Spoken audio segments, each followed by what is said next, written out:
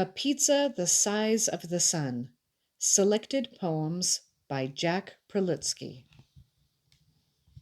A Pizza the Size of the Sun. I'm making a pizza the size of the sun, a pizza that's sure to weigh more than a ton, a pizza too massive to pick up and toss, a pizza resplendent with oceans of sauce. I'm topping my pizza with mountains of cheese, with acres of peppers, pimentos, and peas, with mushrooms, tomatoes, and sausage galore, with every last olive they had at the store. My pizza is sure to be one of a kind. My pizza will leave other pizzas behind. My pizza will be a delectable treat that all who love pizza are welcome to eat. The oven is hot. I believe it will take a year and a half for my pizza to bake. I hardly can wait till my pizza is done. My wonderful pizza, the size of the sun. My elephant is different. My elephant is different than most elephants I meet. Its ears are short and fuzzy. It has feathers on its feet. It's scaly like a lizard, and it's furry like a skunk. It sports a sort of auger where there ought to be a trunk. It doesn't much resemble other elephants I find. Its tail is like a mushroom on its tiny blue behind.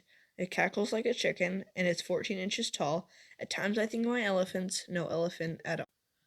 A frog, a stick. A frog, a stick, a shell, a stone, a paper clip, a chicken bone, a feather quill, a piece of string, a ladybug, a beetle wing, a greenish wad of bubble gum, assorted keys and cookie crumbs, a maple leaf, a candy bar, a rubber band, a model car, potato chips and soggy fries, plus something I can't recognize, a broken watch, a plastic cow. That's what's inside my pockets now. My brother is a doodler. My brother is a doodler. He simply loves to scrawl. He doodles, doodles, doodles with his crayons on the wall.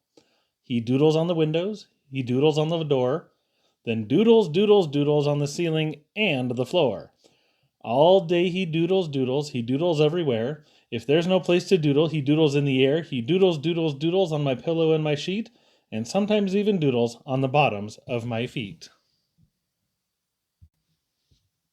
I'm wrestling with an octopus. I'm wrestling with an octopus and faring less than well.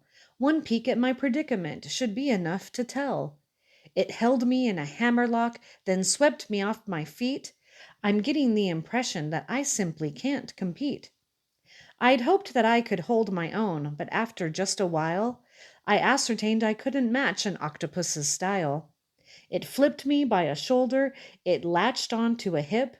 Essentially, that octopus has got me in its grip.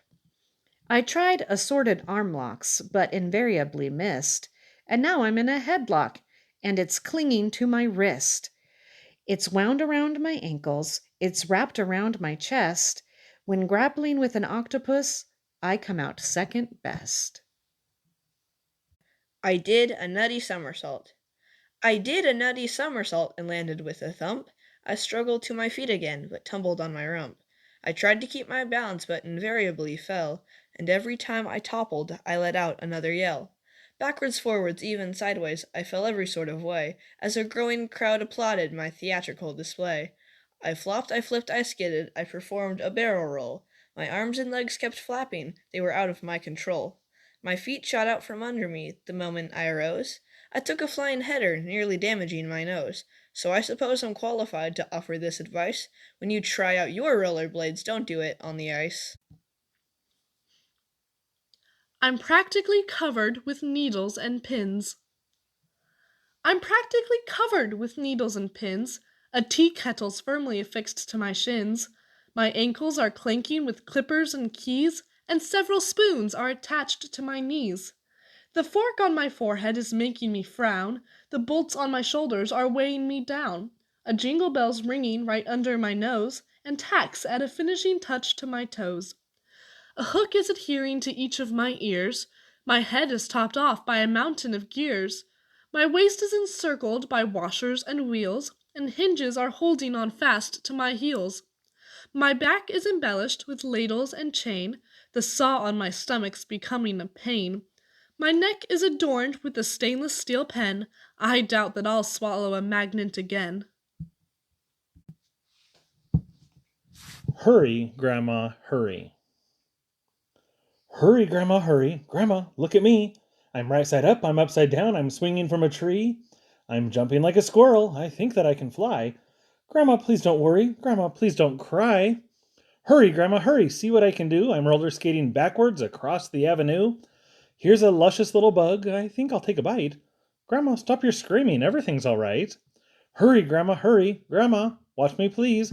I'm climbing up a ladder. I'm dangling by my knees. I found this giant spider that was stuck in globs of paint. Grandma, take a closer look. Oh, whatever made you faint? I think my computer is crazy. I think my computer is crazy. It's gone off its rocker today. The screen is impossibly scrambled, and I can't control the display. Illegible symbols are flashing in places they just don't belong. It's surely no help with my homework. Every last answer is wrong. I'd always depended upon it, but now its behavior has changed. It's churning out absolute drivel. It's clear my computer's deranged. It's making disheartening noises, like kangaroos hopping on fruit. It thoroughly garbles my input, then burbles, "This does not compute." Something inside my computer is buzzing like billions of bees. Even my mouse is affected. It seems to be begging for cheese. I guess I know why my computer is addled and may not survive. My brother inserted baloney into the floppy disk drive. Every evening, right at 8, Lester starts to levitate, rising from his...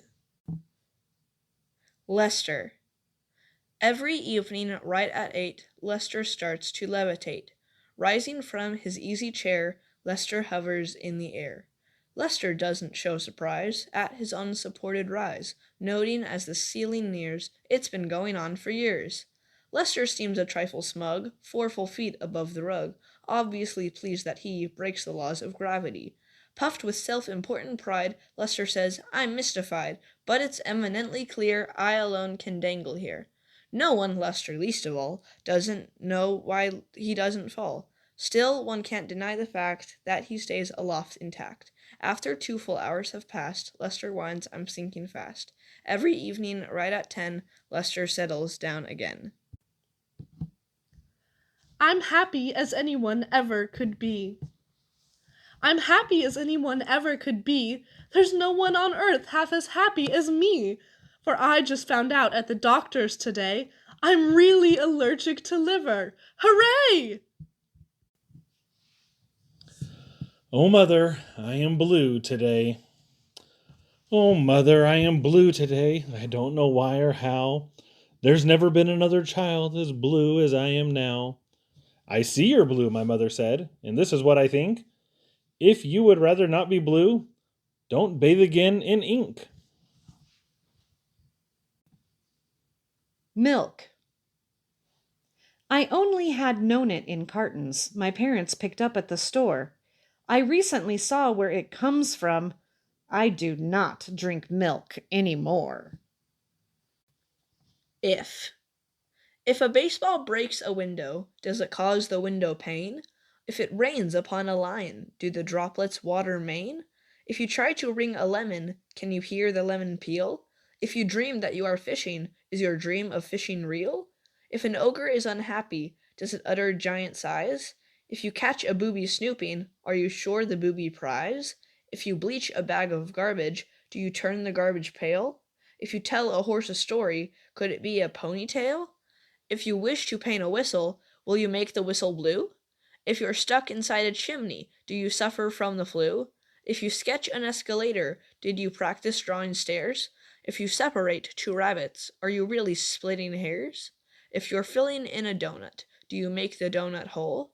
If you're posing as a muffin, are you acting out a role? If your conversation sparkles, do you thank your diamond mind? If you're followed by a grizzly, do you have a bear behind? When I grow up. When I grow up, I think that I may pilot rockets through the sky, grow orchards full of apple trees, or find a way to cure disease. Perhaps I'll run for president, design a robot, or invent unique computerized machines or miniature submarines. When I grow up, I'd like to be the captain of a ship at sea, an architect, a clown, or cook, the writer of a famous book. I just might be the one to teach a chimpanzee the art of speech, but what I'll really be, I'll bet, I've not begun to think of yet. Misinformation. I'm a misinformation. It's my gratifying task to tell you all you need to know. You only need to ask. The seas are thick with elephants. The skies are purple straw. You measure with an octopus. You hammer with a saw. I'm filled with facts and figures. I gratuitously share. The stars are silver footballs. Tangerines have curly hair. Gorillas fly at midnight. And a month has 7 years. Tomatoes play the clarinet. Bananas have long ears. I'm misinformation, and there's nothing I don't know. The moon is chocolate pudding. Macaroni grows in snow. A buffalo is smaller than the average bumblebee. If you think of any questions, simply bring them here to me. The end.